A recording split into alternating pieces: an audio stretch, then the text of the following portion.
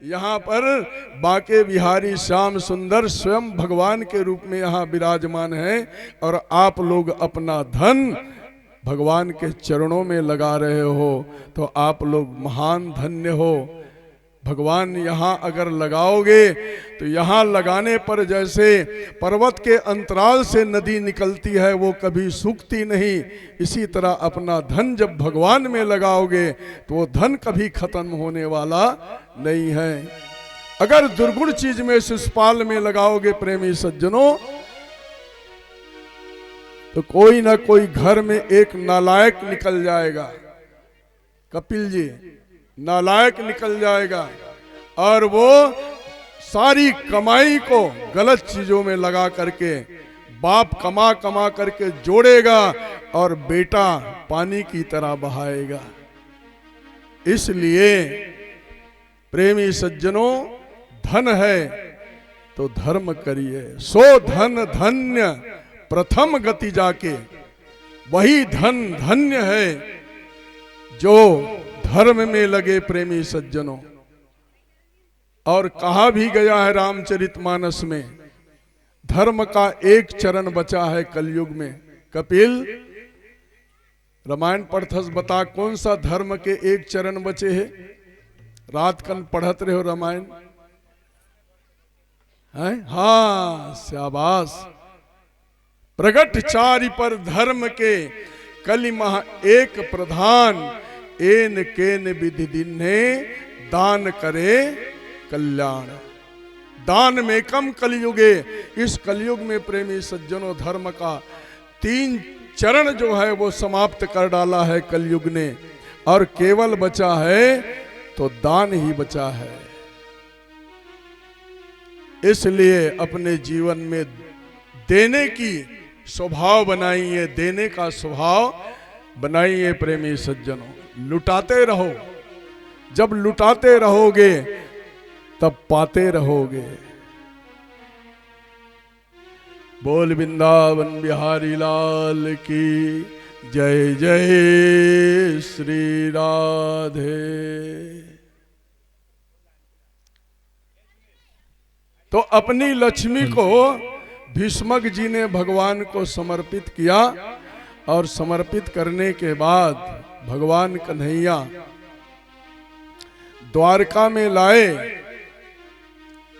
और द्वारका में ला करके ना भूतो ना भविष्यत ऐसा दिव्य मंडप बनाया, और उसी मंडप में गोपाल और रुक्मणी की, नारायण और रुक्मणी की सुंदर मंगल विवाह हुआ।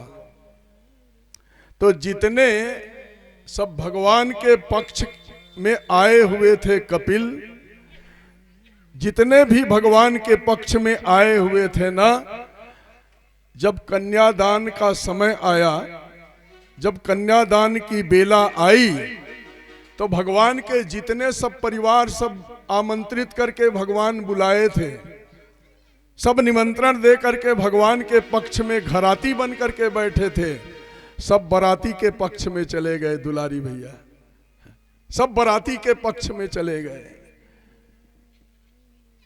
रुक्मणी के पक्ष में सब बैठ गए। तो भगवान ने पूछा कि तुम लोगों को मैं 3 इतने दिन तक के खिलाया पिलाया और निमंत्रण कार्ड दे करके तुम लोगों को बुलाया, और बुलाने के बाद तुम लोग मुझे एक अकेला, मेरे पक्ष में कोई खड़े ही नहीं हो, और तुम लोग छोड़ करके उस पक्ष में जा करके बैठ गए, तो इसका वजह क्या है, कारण क्या है? भगवान कन्हैया ने पूछा। तो सभी मेहमान जितने थे वो सब उत्तर देने लगे भगवान कन्हैया को कि महाराज, अब आपको देने की बारी आई है, देने की बारी आई है। तो जब जीवन में देने की बारी आए प्रेमी सज्जनों,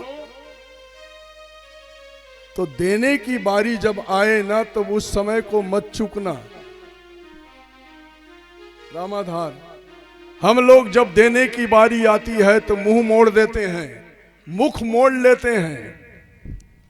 जब देने की बारी आए तो मुख मत मोड़ना। भगवान ने प्रेमी सज्जनों अगर योग्य बनाया है, तो यज्ञ के लिए, धर्म के लिए, परोपकार के लिए अगर कोई देने की बारी, जैसे हमारे सल्धा वाले उस दिन महात्मा जी पहुंचे हुए थे, क्यों आया था? मांगते नहीं, संत साधु लोग मांगते नहीं प्रेमी सज्जनों, वो तो सम्राट हैं। संत महात्मा को क्या बोलते हो? महाराज, महाराज बोलते हो कि नहीं? महाराज, राजा और महाराजा, राजा के राजा होते हैं महाराज। ऐसे संत साधु महाराज होते हैं, राजाओं के भी राजा होते हैं। वो मांगते नहीं, राजा महाराजा मांगेगा, पर क्यों मांगते हैं वे लोग? हाँ, बस क्योंकि तुम्हारे कल्याण के लिए, तुम्हारे ग्राम कटोरी में उस दिन उतने बड़े संत मांगने के लिए नहीं, तुम्हारे कल्याण करने के लिए आए थे। क्योंकि सबका जो है थोड़ा थोड़ा उस यज्ञ में सबका हिस्सा लग जाए और सभी भाइयों का, सभी भक्तों का, सभी माताओं का कल्याण हो जाए, इसलिए उस भाव से वो संत यहां पधारे हुए थे। क्या ताली नहीं बजाओगे उस संत के लिए?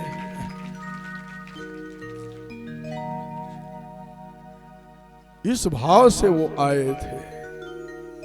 जब देने की बारी आए प्रेमी सज्जनों, तो अपना सौभाग्य समझना कि अब हमें देने की बारी आई है।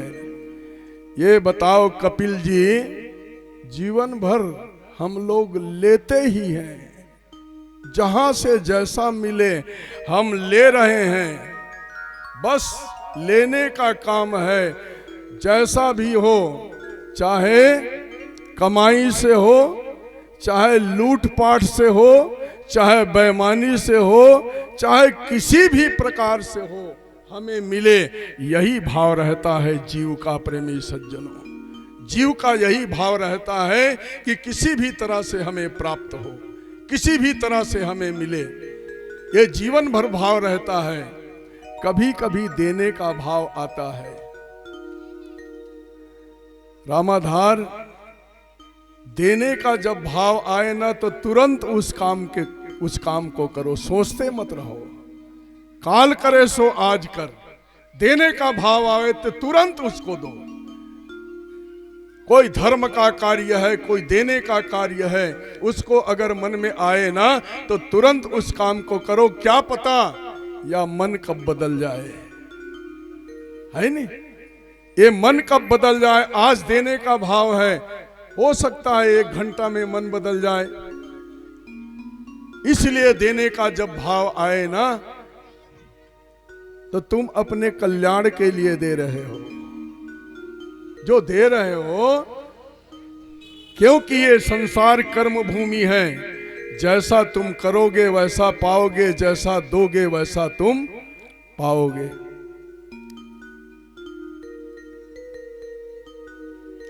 जैसी करनी वैसी भरनी,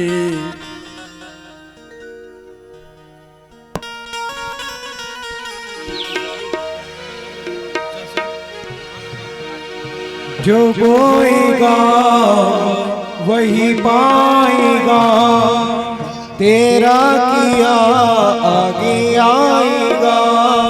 सुख दुखी है क्या फल कर्मों का, जैसी करनी वैसी भरनी, जैसी करनी वैसी भरनी, जैसी करनी वैसी भरनी। जो बोएगा वही पाएगा, जो बोएगा वही पाएगा, तेरा किया आगे आएगा, तेरा किया आगे आएगा। सुख दुख है क्या फल कर्मों का, जैसी करनी वैसी भरनी, जैसी करनी वैसी करनी वैसी भरनी, जैसी करनी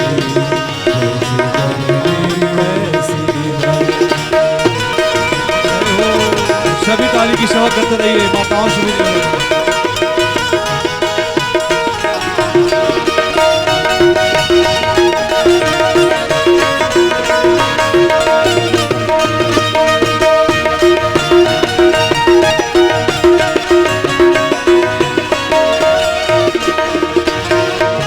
सबसे बड़ी पूजा है माता पिता की सेवा, सबसे बड़ी है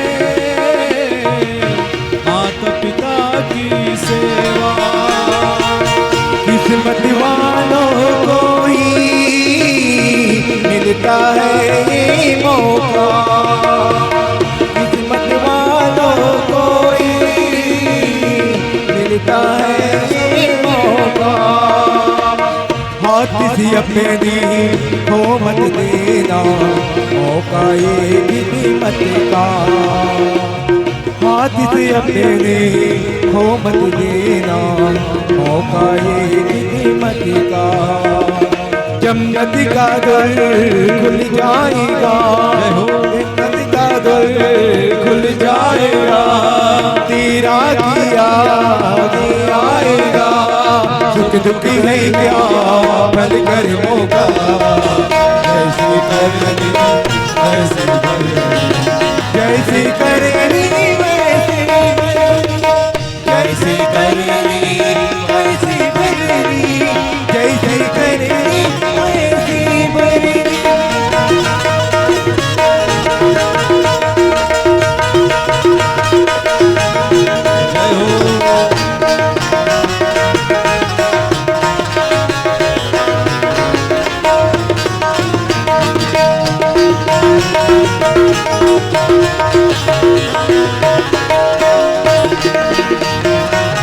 चाहे न पूजे मूर्ति, चाहे न तीरथ जाए, माता पिता के तन में सारी देव समाए। चाहे न पूजे मूर्ति, चाहे न तीरथ जाए, माता पिता के तन में सारे देव समाए। तू इनका दिल खुश रखे तो ईश्वर भी खुश हो जाए, तू इनका दिल खुश रखे तो ईश्वर खुश हो जाए। भगवान तुझको मिल जाएगा, तेरा किया आएगा। दुख है क्या मत कर मौका, ऐसे करनी ऐसे करनी, ऐसे करनी ऐसे करनी, जो बोलेगा वही आएगा, तेरा किया आएगा। सुख दुख है क्या मन कर मौका, जैसे करनी वैसे करनी, जैसे करनी हो, जैसे करनी वैसे करनी, जैसे करनी वैसे करनी, जैसे करनी वैसे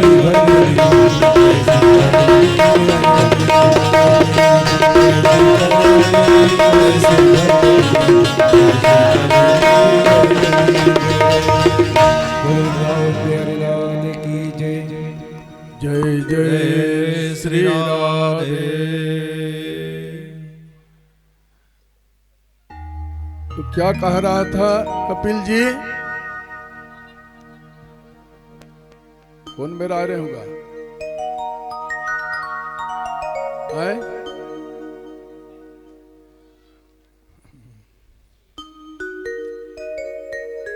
दान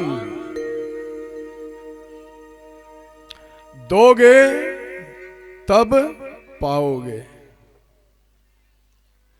और जहां आवश्यकता हो भर पेट लगा खिलावेगा। जहां आवश्यकता हो वहीं दान दो। और जहां तुम्हारे कल्याण के लायक जहां दिख रहा हो वहीं दान दो, क्योंकि यज्ञ में दिया हुआ दान और समय में किया हुआ काम और मुहूर्त में बोया हुआ धान ये कभी खत्म होने वाला नहीं है।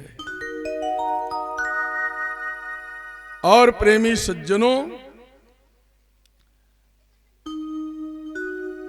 जैसे आप लोग अपनी कमाई से उसमें से दशांश दो, उसमें से दशांश अवश्य किसी न किसी परोपकार में, धर्म में, दान में लगाइए। ये कलयुग का महत्व है। दान अवश्य कुछ न परोपकार में, धर्म में, यज्ञ में अवश्य लगाइए। जैसे हमारे जंघेल परिवार लगा रहे हैं, आज अपनी मेहनत की कमाई को आज यज्ञ में लगा करके अपना धन धन्य कर लिए प्रेमी सज्जनों। पर ये बता कपिल, ते अपन जब मेहनत करके धान डोली में बोए हस तो तहीं भर मेहनत करे हस। सबके कौन कौन सब मिलके, परिवार मिलके तहाँ औ कखरो सुरता नहीं है। बस परिवारे भर तोर मेहनत करे तहाँ औ कोनो में सहयोग कखरो रीस नहीं, ट्रैक्टर के हवे नहीं, खातुक का है। हाँ, अब समझा था। ट्रैक्टर के भी सहयोग है। ट्रैक्टर लगा पिया था, ट्रैक्टर का पीथेगा पेट्रोल, हाँ डीजल पेट्रोल जिन भी है। तो आप ट्रैक्टर जब सहयोग करता है उसमें, तो आप उसमें डीजल पेट्रोल लगाते हो, और तुम जब लगाते हो तो अपनी कमाई को लाते हो। और सहयोग सूर्य का भी सहयोग है, धरती का भी सहयोग है, हवा का भी सहयोग है नहीं, पानी का सहयोग है, ये सब के सहयोग है। उसको क्या देते हो बताइए? जब सबका सहयोग है, एक ट्रैक्टर चला करके उसको डीजल पेट्रोल लगाते हो उसमें, तो जब सूर्य का सहयोग है, पानी का सहयोग है, हवा का सहयोग है, धरती का सहयोग है, तो इसको क्या देते हो? है कोई जवाब? तो अगर नहीं दोगे तो वो स्वयं ले लेगा प्रेमी सज्जनों। और हाँ मन्ना कहूँ थोड़ा बहुत हमार किसानी में बिगड़ जाते ना था, मन भगवान ला दोष लगा था। जब नहीं दोगे तो करागिर ही, करागिर के वो भगवान ले लेते। नहीं दोगे बीमारी यही चनका चनका। अभी ये साल का हो आ रही सिगा, कुछ न कुछ किसी भी तरह से आपकी किसानी में अवश्य दशांश भगवान उसको नहीं दोगे ले लेगा प्रेमी सज्जनों। इसमें हमारा ही दोष है, किसी को दोष मत दो। इसलिए देने की स्वभाव बनाइए, देने की वृत्ति बनाइए, देने का प्रेमी सज्जनों आदत डालिए। एकदम वो लग गठिया गठिया के मत रख, छिपा करके मत रखो प्रेमी सज्जनों, नहीं तो किसी न किसी भी रूप में भगवान उसे हरण कर लेते हैं। जैसे रुक्मणी मैया ला भगवान वो लक्ष्मी ला हरण करके ले, इसी तरह किसी न किसी भी रूप में भगवान उसे हरण कर लेते हैं। ऐसे रुक्मणी और मंगल का प्रेमी सज्जनों, रुक्मणी विवाह मंगल का ये कथा है। जब भगवान के पक्ष में कोई नहीं रहा तो हमें महाराज अब देने का अवसर आया है, लक्ष्मी देने का हमें सब सौभाग्य प्राप्त होगा। इसलिए आज हम आपके चरणों में कुछ देना चाहते हैं। जैसे आज भागवत आया है प्रेमी सज्जनों, यहां देने के लिए कम मत करना। महाराज अपने बर कहा था, ऐसा मत सोचना। मैं अपने लिए नहीं प्रेमी सज्जनों, आपके कल्याण के लिए जो दोगे वो पाओगे। तो जितने सब आए थे ना, सब भगवान के पक्ष को छोड़ करके रुक्मणी के पक्ष में चले गए। आज हमें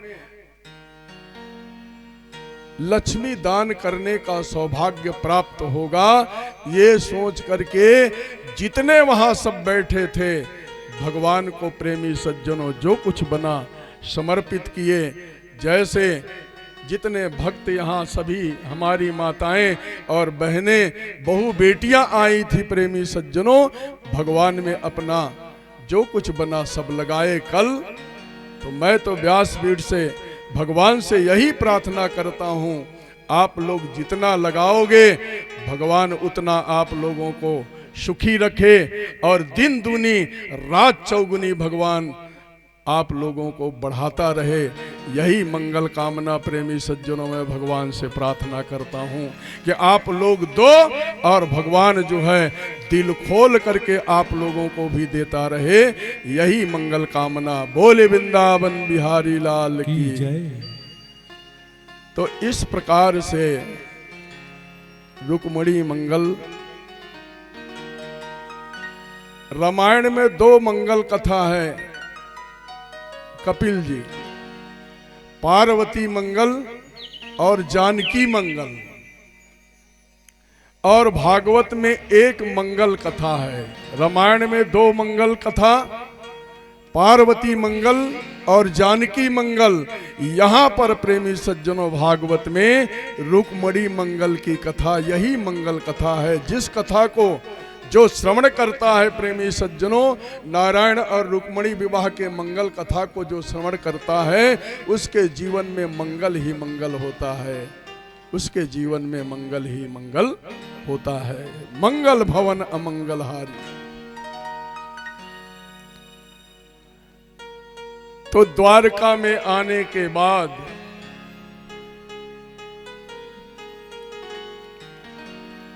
भगवान का गृहस्थ जुड़ा, दाम्पत्य जीवन जुड़ गया। दाम्पत्य जीवन में जुड़ा भगवान, परिवार बसाए और दाम्पत्य जीवन जोड़ करके भगवान अपना जीवन व्यतीत करने लगे। रुक्मणी मैया के साथ में गृहस्थ आश्रम जोड़ा उसने। ऐसा समय जो है निकलता गया, समय व्यतीत होता गया, और उसी भगवान आनंद कंद श्री कृष्ण चंद्र जी के कुछ दिनों के बाद रुक्मणी के द्वारा एक सुंदर पुत्र उत्पन्न हुआ। बेटा हुई भगवान के, उनका नाम था प्रेमी सज्जनों, नाम रखा गया प्रद्युम्न। भगवान के बेटे का नाम क्या रखा? प्रद्युम्न। अब ये मात्र 6 दिनों के अंदर का ये बालक था, 6 दिनों के अंदर का ये बालक था, 10 दिन के अंदर। अब ये बालक ज्यों ही रुक्मणी के गर्भ से बालक जन्म हुआ, उसी समय प्रेमी सज्जनों एक संबरासुर नाम का दैत्य जो है उस समय आतंक मचाने लगा। क्यों? एक दिन वो संबरासुर ब्रह्मा जी के पास गया और ब्रह्मा जी के पास जा करके ब्रह्मा जी से कहा कि महाराज आप अपने बही खाता रजिस्टर को खोल करके ये बताइए कि मेरी मृत्यु किसके हाथ में है। जैसे रावण पूछने के लिए गया था प्रेमी सज्जनों ब्रह्मा जी से कि महाराज आप बताइए कि मेरी मृत्यु किसके हाथ में है। तो रावण को ब्रह्मा जी ने बताया था कि कौशल्या के गर्भ से जो बालक होगा वही तेरा काल होगा रावण। तो कौशल्या को भी रावण हरण किया था प्रेमी सज्जनों। इसी तरह आज सम्रासुर ब्रह्मा जी के पास गया और जाकर के पूछने लगा कि महाराज मेरी मौत, मेरी मृत्यु किसके हाथ में है, आप कृपा करके बताइए। ब्रह्मा जी कहा कि मौत को पूछो मत, मजा करो, जाओ मस्त रहो।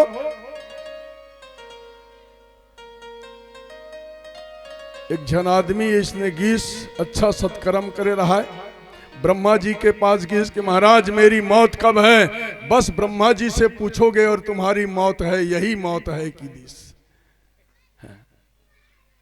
अरे मृत्यु के बारे में सोचो मत, अपने जीवन में सत्कर्म करते रहो। और मौत का क्या है प्रेमी सज्जनों, वो कभी वो क्षण में आ सकता है, पल में आ सकता है। क्या पता हम ये श्वास को छोड़े और दोबारा श्वास ले पाएंगे या नहीं ले पाएंगे, इसका भरोसा नहीं है। एक पग हम बढ़ाए, दूसरा पग रख पाएंगे या नहीं रख पाएंगे, इसका कोई भरोसा नहीं है। तब तो प्रेमी सज्जनों जब ब्रह्मा जी उसको समझाने लगे, सम्रासुर मौत के बारे में मत पूछो, जाओ मजा करो, मस्त रहो, जीते रहो। ब्रह्मा जी ने कहा कि बताओगे कि नहीं, पिस्तौल लो खर छाती में दता दी सकेगा। राक्षस मन के बड़ा क्रूर स्वभाव तो होते, बताओगे कि नहीं। तो ब्रह्मा जी खोल के देखिस और रजिस्टर में खोल के जब देखिस ना, तब किस के सम्रासुर तुम्हारी मौत तो भगवान कन्हैया के जो पुत्र होगा उसी के हाथ से तुम्हारी मृत्यु है, बता दिया उसको। भगवान कन्हैया के जो बेटा होगा, पुत्र होगा, उसी के हाथ में तुम्हारी मृत्यु है, ये जब बताया उसको, तब तो प्रेमी सज्जनों सम्रासुर वो समय का इंतजार करने लगा। उसी समय जब भगवान का बेटा जब जन्म हुआ ना, तो सम्रासुर मायावी था। राक्षस लोग बड़े मायावी होते हैं। देखो राक्षस लोग अपनी मृत्यु को टालने का उपाय करते हैं कि मौत टल जाए। रामाधान जो राक्षस स्वभाव के जो होते हैं ना, मृत्यु टल जाए, हमारी मौत ना हो, मृत्यु टल जाए, ये सोचते हैं। ये राक्षसों का स्वभाव है। और जो संत स्वभाव होते हैं ना, वो मृत्यु को टालने की नहीं प्रेमी सज्जनों, मृत्यु को टालने का उपाय नहीं करते हैं। संत महात्मा सज्जन जो होते हैं, टालने का उपाय, ज्ञानी लोग टालने का उपाय नहीं करते हैं, अपने मृत्यु को संवारने का उपाय करते हैं। समझ गए? राक्षस लोग मृत्यु टल जाए, और सज्जन जो साधु लोग होते हैं मृत्यु को संवारने का काम करते हैं कि हमारी मृत्यु संवरे कब, हमारा मृत्यु जो है महोत्सव कब बने। तो कोनो मृत्यु ल टाल डरहेगा, मृत्यु टल सकते कपिल?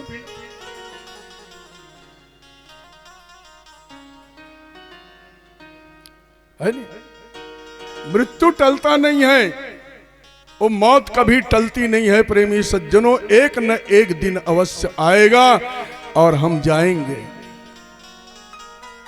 पर समस्या ये है, जाएंगे तो सही, ये सत्य है, जाएंगे, पर कब जाएंगे इसका कोई पता, यही समस्या है। बड़े बड़े लोग चल गए तो हम कौन खेत के मूली हैं प्रेमी सज्जनों। बलि विक्रम वेणु दधीच गए और पार्थ गए जिन भारत ठाना, बाली महाबलशाली गए जिनके कखरी 10 कंठ लुकाना। गे दुर्योधन जंग जुरे जिन 64 कोसल छत्र बिताना, धरा की प्रमाण यही नित्य ही, जो फरासो बरा और फरासो बुझाना। बरासो बुताना, जो फरासो झरा और बरासो बुताना। जिन बरिश्ते नहा बुझागे, जिन फरिश्ते नहा झरगे, जिन जन्म लिही तेनहा एक दिन मरही। क्योंकि ये धरा का प्रमाण इस मृत्यु लोक का प्रमाण है। जो जन्म लेगा प्रेमी सज्जनों, अरे भगवान ऐसी ही दुनिया में तो जाए लगिसगा। जो आता है उसको जाना पड़ता है। राजा रंक फकीर आया है सो जाएगा। कपिल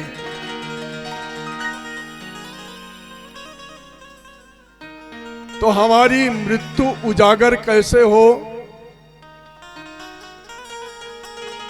मौत हमारा महोत्सव कैसे बने? जैसे राक्षस लोग मृत्यु को टालने का उपाय करते हैं और संत लोग संवारने का उपाय करते हैं, तो मृत्यु तो टलता नहीं है।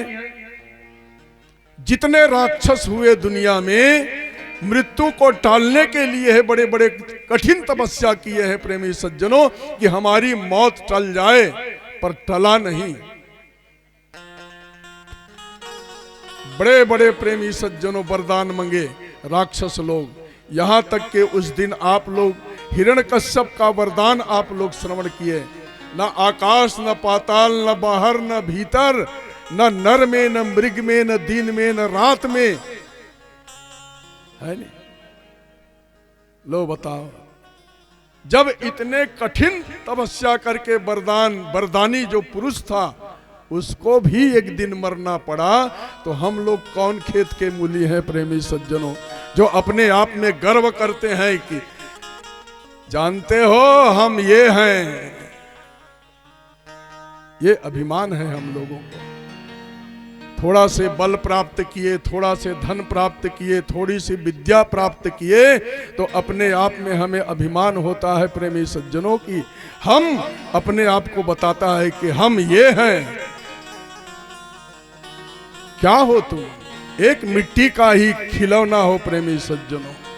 एक दिन ये मिट्टी में मिल जाएगी या शरीर।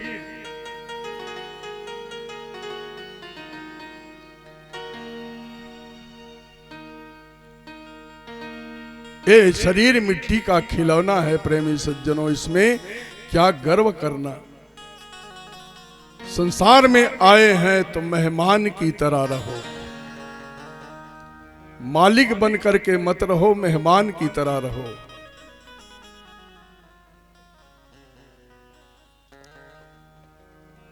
जैसे कोई माली बगीचा में रह रहा है प्रेमी सज्जनों,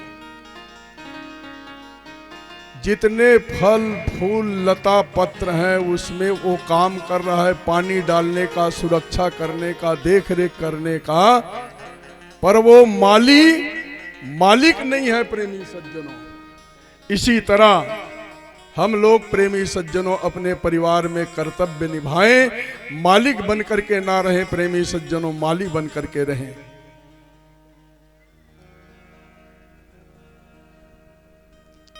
तो अपना मौत को कैसे संवारेंगे, ये दूसरी बात। हमारा मौत कैसे उज्जवल होगा, कैसे महोत्सव बनेगा। रामाधार जब या जीव जन्म होता है तो छठी का महोत्सव करते हैं, जन्म महोत्सव मनाते हैं, जन्म दिवस मनाते हैं, शादी का महोत्सव मनाते हैं, जीवन भर महोत्सव मनाते हैं प्रेमी सज्जनों। दुलारी भैया, जीवन भर महोत्सव आनंद मनाते हैं। जन्म हुआ, विवाह हुआ और कोई काम हुआ तो जीवन भर परिवार में खुशी मनाते हैं कि ये जन्म आया है, विवाह का उत्सव, ये सब उत्सव मनाते हैं। और अगर कोई चला गया तो उस समय हम रोते क्यों हैं?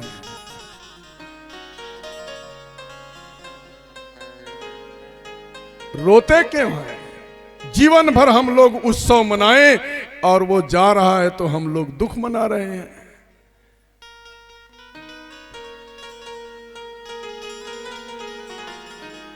अरे आया है तुम्हारे रोने से, वो रुकने वाला नहीं है।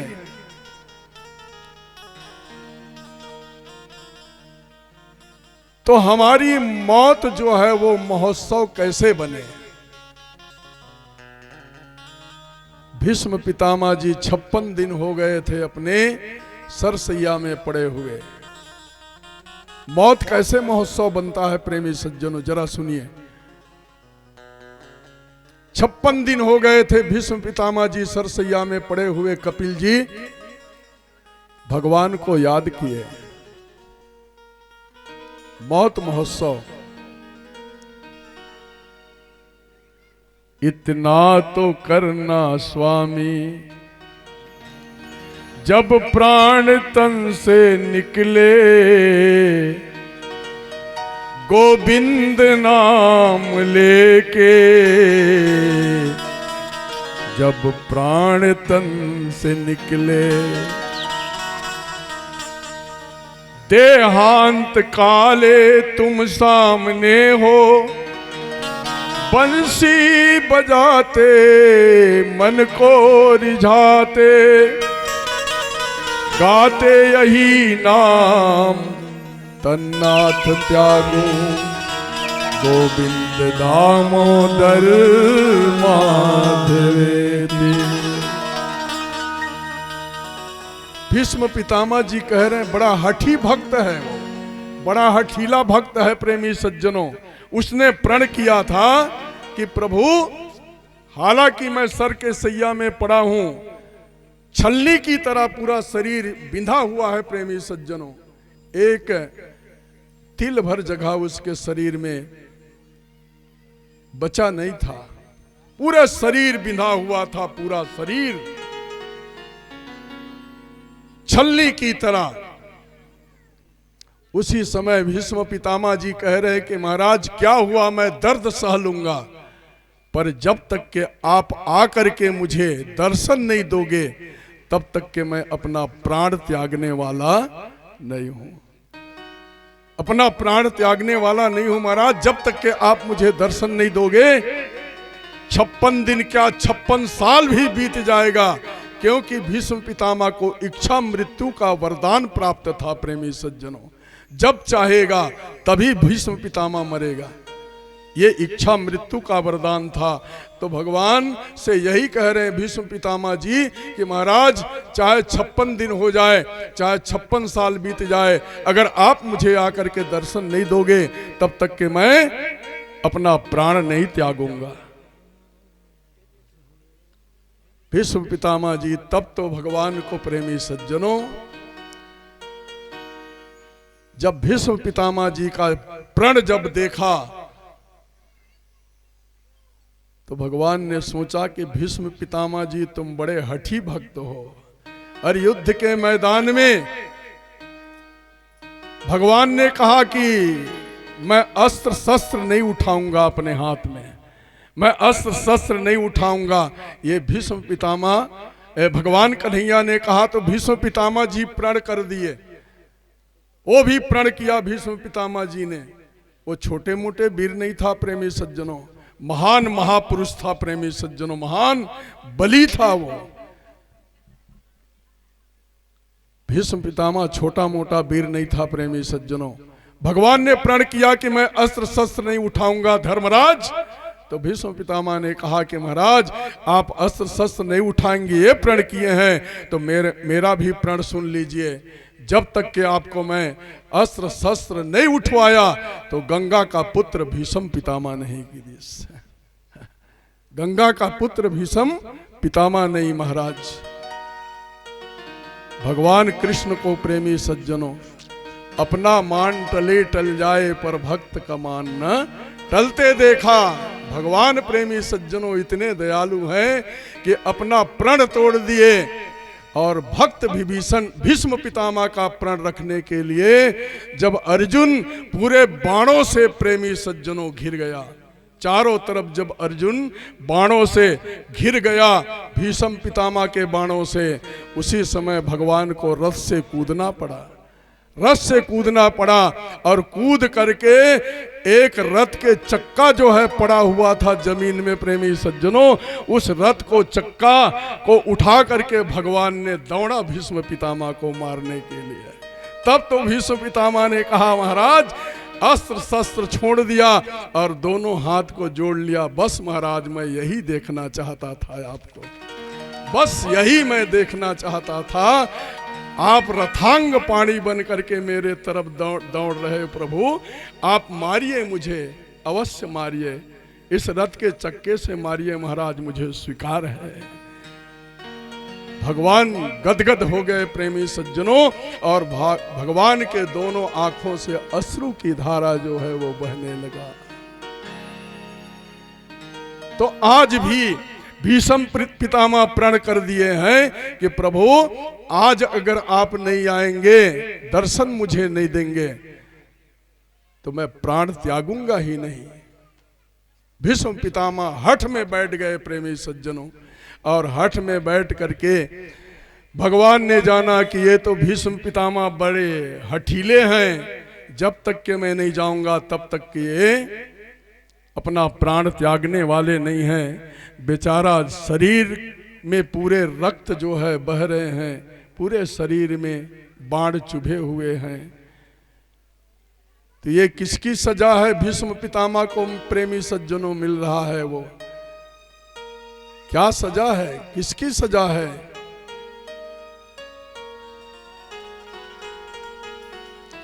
बिना अपराध के किसी को भगवान सजा नहीं देते दुलारी भैया, बिना अपराध के किसी को भगवान सजा देने वाले नहीं हैं। हमारे कर्म के कुकर्म के द्वारा, हमारे कर्म के द्वारा ही हमें सुख और दुख प्राप्त होता है। तभी तो रामचरितमानस में गोस्वामी तुलसीदास जी उत्तर दे रहे हैं, कौन काहु सुख दुख कर दाता, कौन काहू सुख दुख कर दाता, निज कृत कर्म भोग सब भ्राता।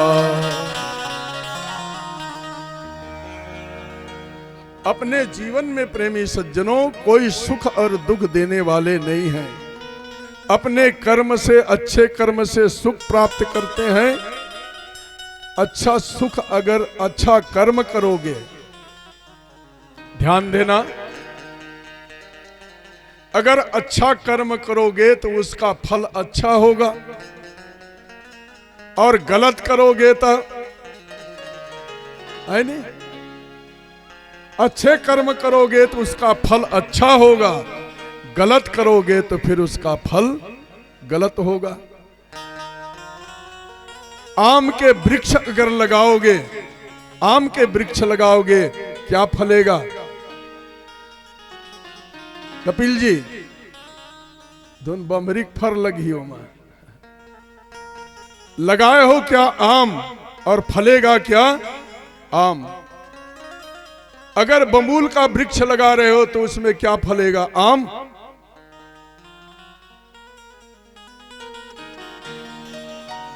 तो प्रेमी सज्जनों, बस एक कर्म भूमि है, सुनो भरत भावी, नहीं को सुख दुख कर दाता, निज कृत कर्म भोग सब भ्राता। ये प्रमाण दिया है प्रेमी सज्जनों शास्त्रों में, जैसा करोगे वैसा तुम भरोगे। भगवान प्रेमी सज्जनों पांचों पांडवों को लेकर के भीष्म पितामह के पास गए, और जा करके अर्जुन कहने लगा कि दादाजी, हम लोग आपका दर्शन करने के लिए आए हैं, हम आपका दर्शन करने के लिए आए हैं। तब भीष्म पितामह ने कहा कि बेटा अर्जुन, तुम तो दर्शन करने के लिए मुझे आए हो, पर तू ये बता अर्जुन, तेरे साथ में रहने वाला वो मुरली वाले, कमली वाले, श्याम सुंदर कृष्ण कन्हैया आया है कि नहीं? सोए सोए भीष्म पितामह जी सरसैया में सोए सोए पूछने लगा कि अर्जुन, वो मेरा सांवरा आया है कि नहीं, मेरे ठाकुर जी आए हैं कि नहीं? ये जब पूछा तो अर्जुन ने कहा दादाजी आए हैं। कहाँ है वो सांवरा नटखट कन्हैया, वो कहाँ है? जब जब मैंने प्रण किया और मेरे वचनों को, मेरे प्रण को भगवान ने पूरा किया है, तो आज मैं प्रण किया हूं कि जब तक मैं उनका दर्शन नहीं कर लूंगा तब तक के मैं अपना देह त्याग नहीं करूंगा। ये मैंने प्रण किया है। तो वो है कहाँ? तो अर्जुन ने कहा कि महाराज वो रथ में बैठा है, रथ के ऊपर बैठा है।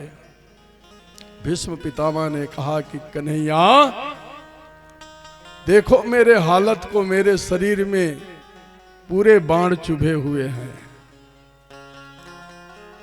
क्यों चुभा है मैं समझ गया, मैंने जीवन में अपराध किया है, मैंने जीवन में बहुत बड़ा अपराध किया है कन्हैया, उसी का सजा मैं भोग रहा हूं।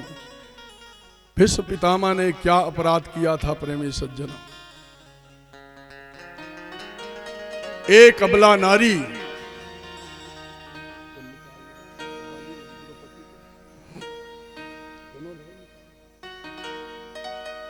एक अबला नारी द्रौपदी की लाज इज्जत जा रही थी मेरे प्रेमी सज्जनों। भरी हुई सभा में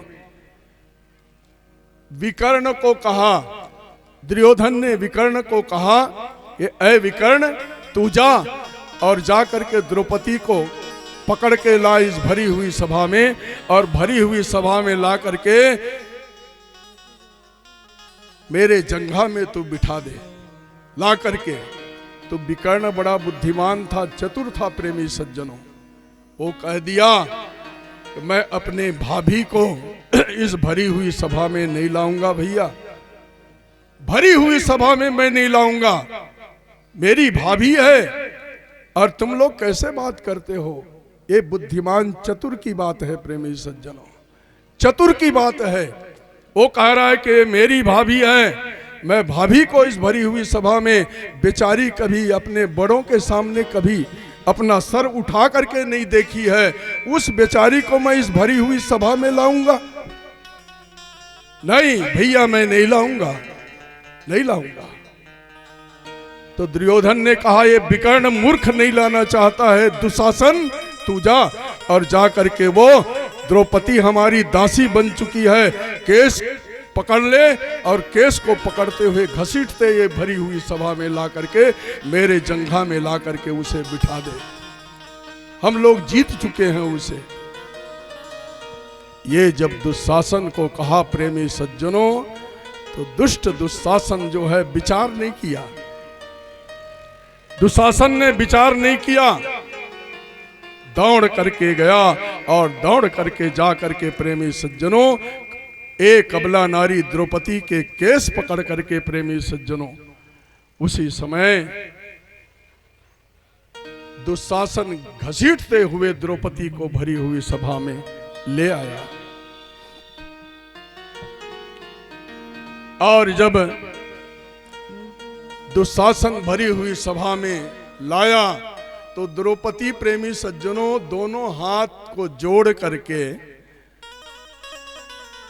भरी हुई सभा में भीष्म पितामह जी से कहने लगी कि दादाजी आप इतने बड़े सभा में बैठे हुए हैं, बुजुर्ग हैं, आप यहाँ सियान जैसे बैठे हैं, बुजुर्ग हैं, आप ज्ञानी हैं, आप समझदार हैं, तो आप न्याय करिए। कोई भी आदमी की समस्या अगर रहती है प्रेमी सज्जनों, तो बुजुर्गों के पास जो है आश्रय लेते हैं कि भाई ये समस्या है ये जीवन में मेरी, तो ये समस्या का समाधान कैसे होगा? आप न्याय करिए। तो द्रौपदी प्रेमी सज्जनों दोनों हाथ जोड़ करके भीष्म पितामह से यही कहने लगी कि महाराज आप न्याय करिए। तब तो भीष्म पितामह प्रेमी सज्जनों अपना सिर झुका करके बैठे। गुरुजी आओ बैठो। सिर झुका करके प्रेमी सज्जनों वहां पर चुपचाप बैठ गया। द्रोणाचार्य भी बैठ गए, पांडव लोग भी बैठ गए। तब तो जब किसी का सहारा दुनिया में जब नहीं रहता है, तब एकमात्र जीव का सहारा कौन है? जीव का एकमात्र जब दुनिया में कोई सहारा नहीं रहता प्रेमी सज्जनों, तो एकमात्र सहारा है निर्बल के बलराम। निर्बल के बलराम। सुनी रे मैं तो निर्बल के बलराम।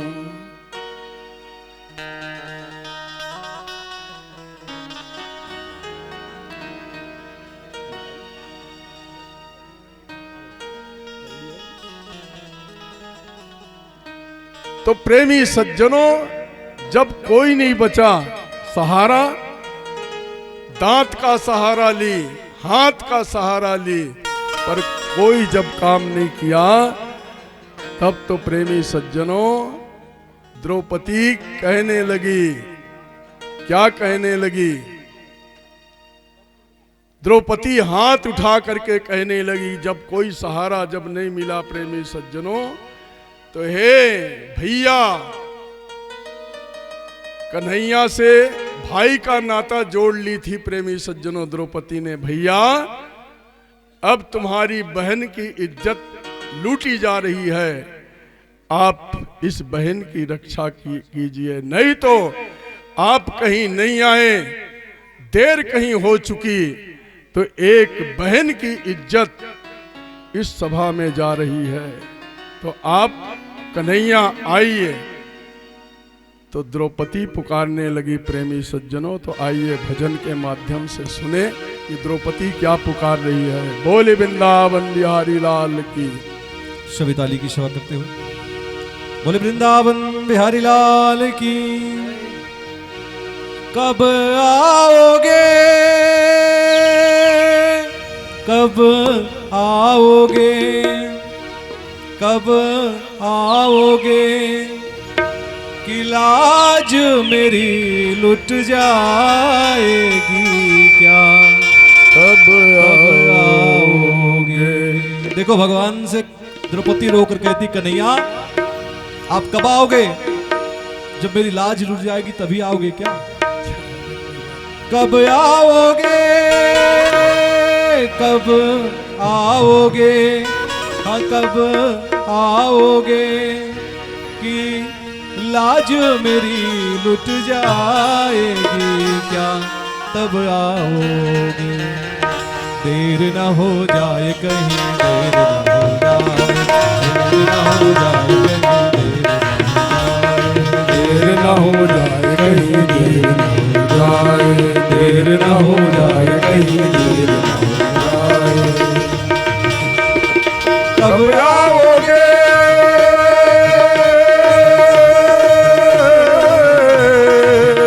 कब आओगे, कभी आओगे, कभी आओगे, कि लाज मेरी लुट जाएगी क्या, तब तब आओगे।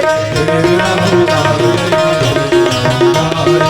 देर न हो जाए कहीं, देर न हो जाए।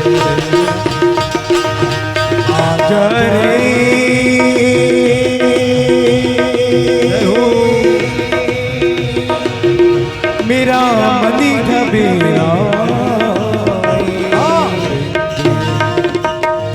हो जाए कहीं, हो जाए कहीं, हो जाए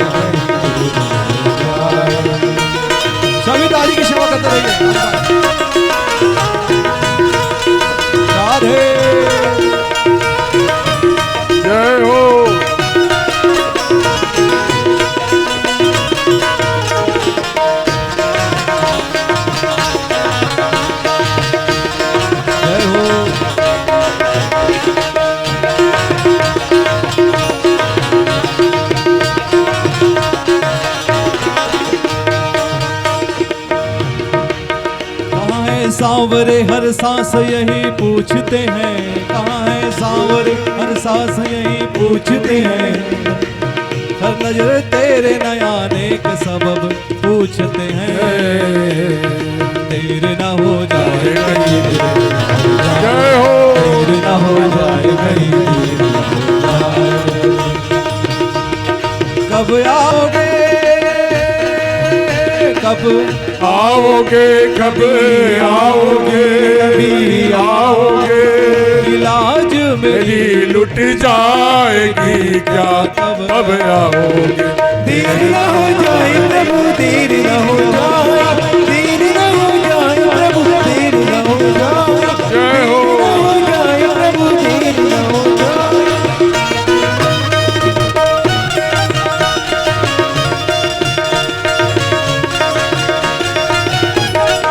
राधे राधे।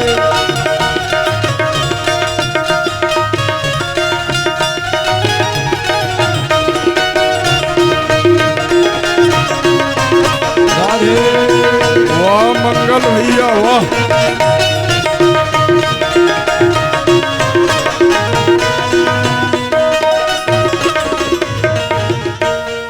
बोले वृंदावन बिहारी लाल की जय। जय श्री राधे, जय जय श्री राधे।